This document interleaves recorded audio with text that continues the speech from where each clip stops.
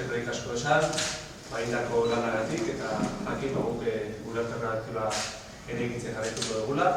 Eta zorionak eman, felixi, urrengo urteetan azio guztietan.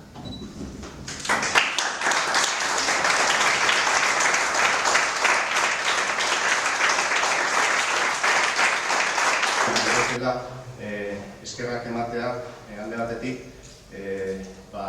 gaur kargu uzten duten guztiei egindako lanagatik, baita ere bereziki nire aurretik egon diren guztiak pineko nituzke gogoan, eta bereziki gaur energia eman diten azeri, aldetik asko daukagula hobetzeko,